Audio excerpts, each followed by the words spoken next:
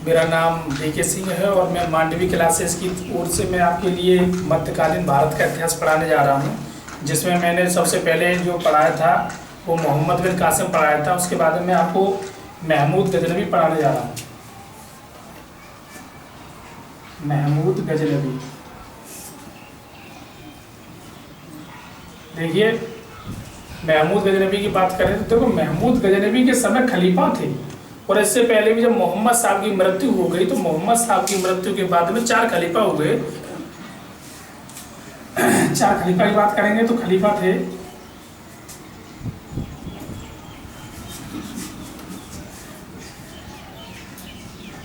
अबू बकर,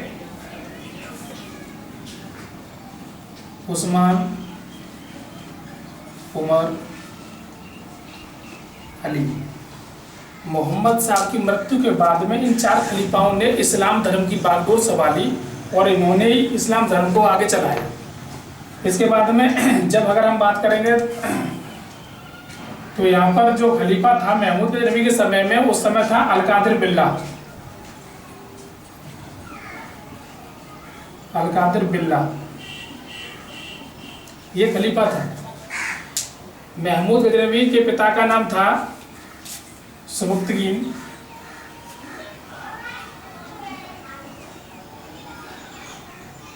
और सुबुक्तगीन के अगर पिता की बात करेंगे तो उसका नाम था पीराई।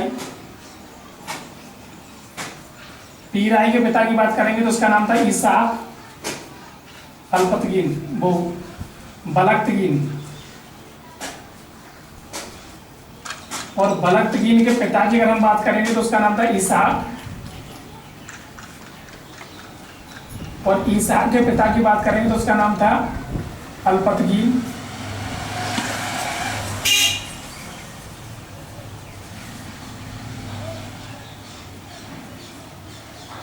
और अल्पतगीन के पिता की बात करेंगे तो उसका नाम था अब्दुल्ला।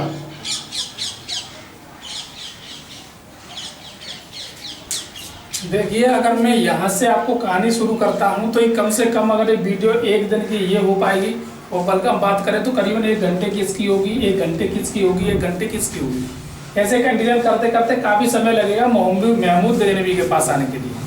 तो देखिए मैं आपके लिए कुछ इसके लिए बता दे रहा हूँ, कुछ इसके लिए बता दे रहा हूँ, बाकी ये इसके लिए समाप्त करें, क्योंकि अगर ज़्यादा जे एक IAS का वो है, इसके लिए अगर हम शॉर्ट में करेंगे तो इतना ज़्यादा शॉर्ट भी नहीं कर पाऊंगा। इस वजह से मैं आपके लिए यहाँ से बता दे रहा हूँ। देखो अगर आप किसकी बात करेंगे, यहाँ से बता रहा हूँ अल्पतगीन, क्योंकि इसने ही यामनी वंश की स्थापना की थी। यामनी वंश, देखो अल्पतगीन की बात करेंगे तो अल्पतगीन का जो कार्यकाल है वो 933 से स्टार्ट हुआ है प्लस 63 तक है। इसके बाद सुबुक्तगीन की अगर हम बात करते हैं तो सुबुक्तगीन का जो कार्यकाल है वो 966 से लेकर के 97 तक है, 999 तक। देखो इसमें क्या हुआ,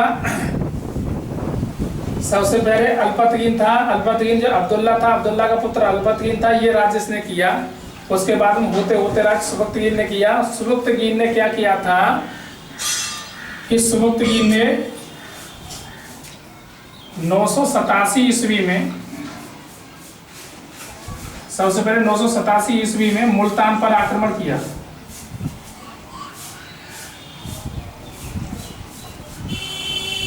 मुल्तान, जिसकी अगर राजधानी की बात करेंगे तो इसकी जो राजधानी थी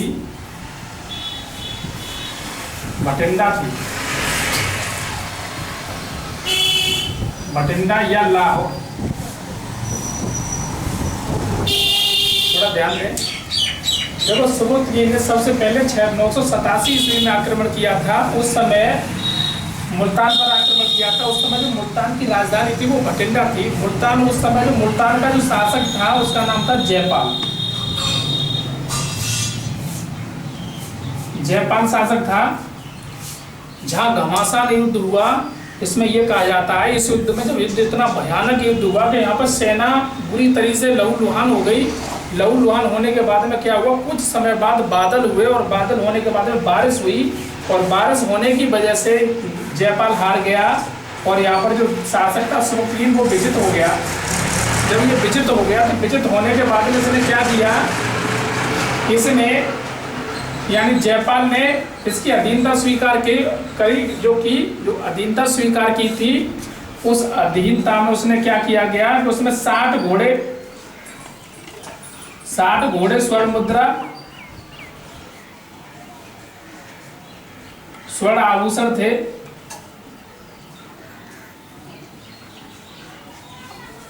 और 10 हाथी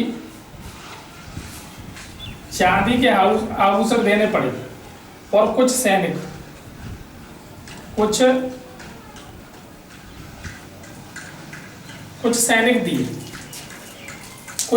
दिए।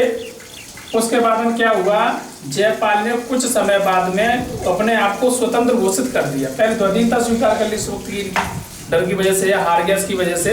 उसके बाद में क्या हुआ, स्वयं ने अपने आप को स्वतंत्र साबित कर दिया जयपाल ने। जो स्वतंत्र साबित करने के बाद में उसने क्या किया, सुबुक्तगिर ने फिर दोबारा से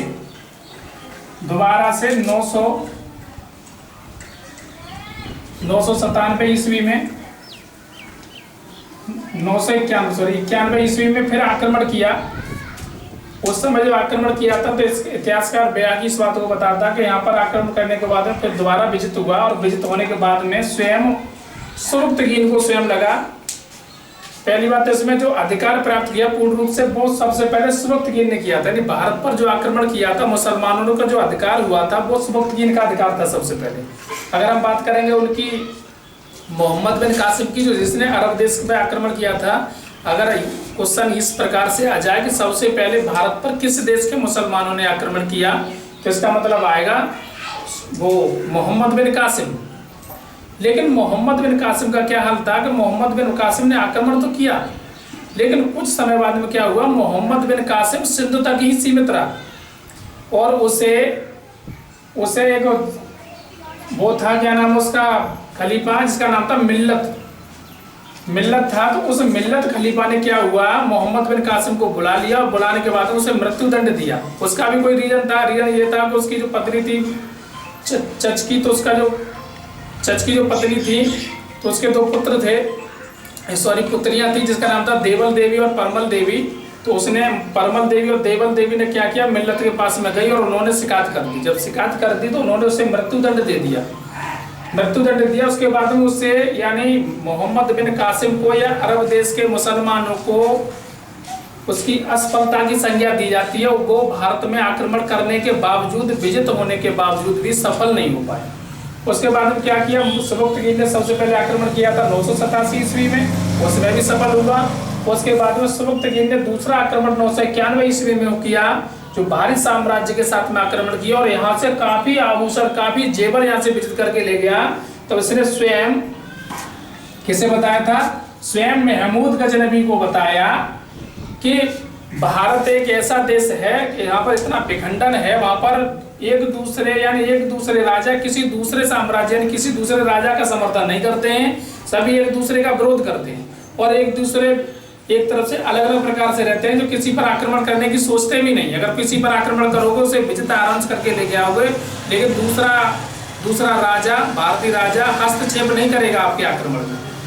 तो इसने क्या किया, सबसे पहले तो सुबुक्तगिर ने यहाँ पर क्या किया था, गजनी वंश की स्थापना की थी। गजनी वंश की, और गजनी वंश की मैंने यहाँ पर भी बता दिया आपको, यामनी वंश, और यामनी वंश की भी इसको भी कहा जाता है, यामनी वंश की स्थापना की थी, यामनी वंश की। अब देखो महमूद गजनबी की बात करें तो देखो महमूद गजनबी यानी सुबुक्तगिर के 2 पुत्र थे, एक का नाम था महमूद और दूसरे का नाम था इस्माइल। सुबुक्तगिर इस्माइल को ज्यादा पसंद करता था, लेकिन महमूद गजनबी को कम पसंद करता था। जब मृत्यु के समय महमूद गजनबी बाहर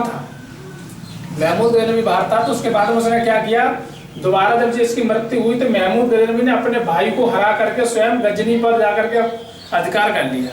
जब गजनी पर अधिकार कर लिया, और महमूद गजनबी, सुबुक्तगिर ने ही महमूद गजनबी को बता दिया कि भारत एक ऐसा देश है जिस पर आप आसानी से विजित पा सकते हैं। तो उसने क्या किया, महमूद गजनबी ने बताने के बाद में महमूद गजनबी ने भारत पर आक्रमण किया, और उन आक्रमणों के बारे में उल्लेख जो मिलता है वो मिलता है उसके साथ में महमूद गजनवी के साथ में एक इतिहासकार आया था जिसका नाम था अलबरूनी।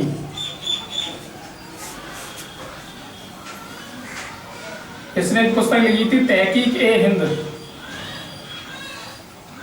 तहकीक ए हिंद।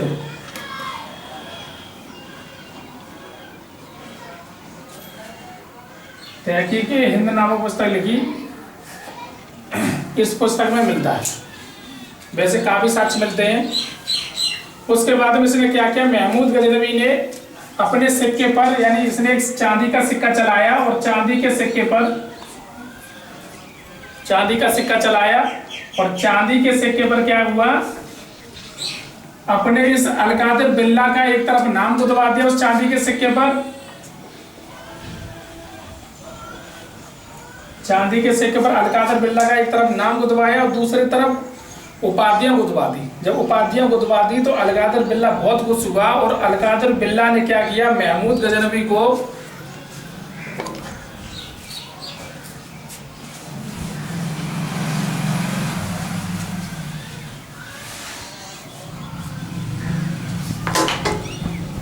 अलकादिर बिल्ला ने महमूद गजनवी को यामिनी उल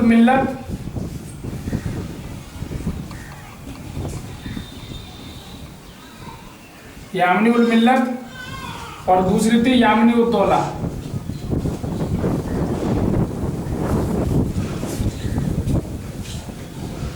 ये दो उपाधियां दे दी। यामिनी उल मिल्लत की अगर बात करेंगे तो ये वाला है खलीफा का दाहिना हाथ, और इसकी बात करेंगे तो ये है इस्लाम का संरक्षक।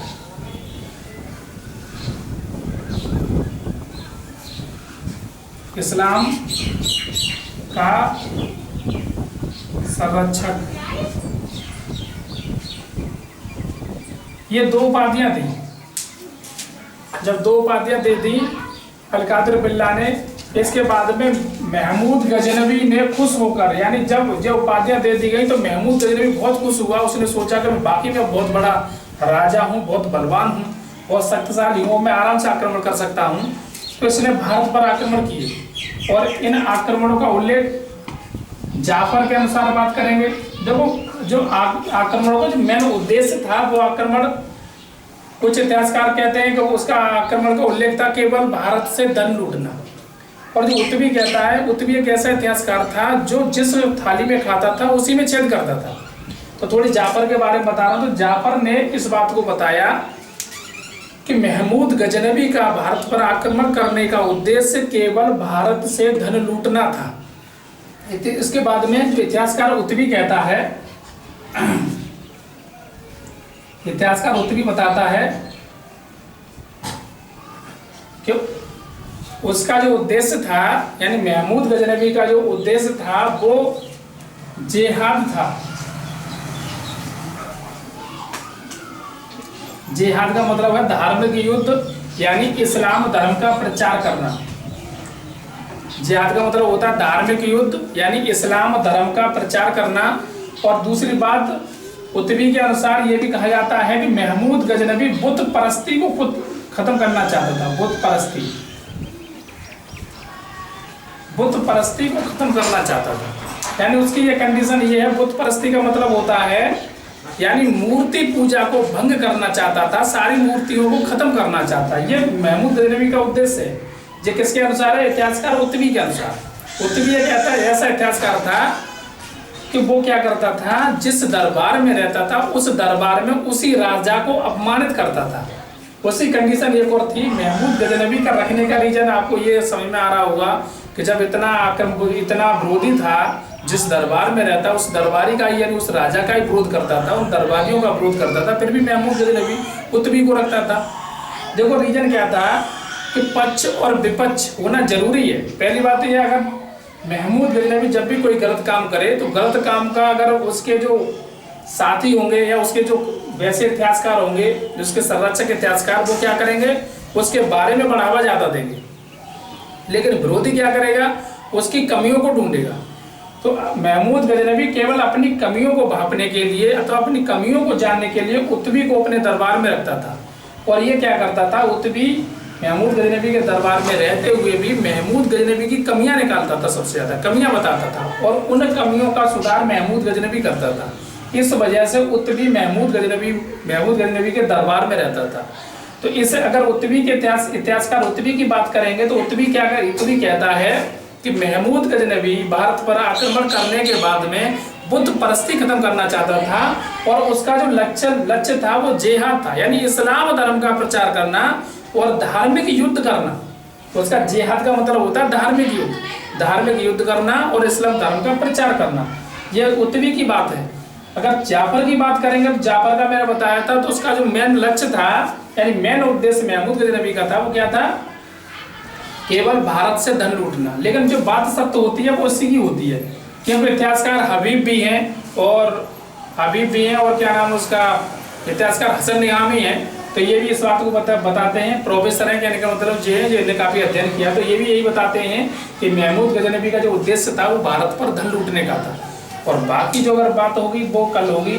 जिस समय थोड़ा सा और बता दे रहा हूँ, जिस समय महमूद गजनवी सिंहासन रूढ़ हुआ उस समय जम्मू कश्मीर में रानी थी, यानी ब्राह्मणी बंसी रानी थी जिसका नाम था दिद्दा के बारे में बात करेंगे थोड़ा सा, और धर्मपाल के बारे में थोड़ा सा बात करेंगे। उसके बाद में महमूद गजनवी के बारे में जो उल्लेख है वो करेंगे बाकी कल।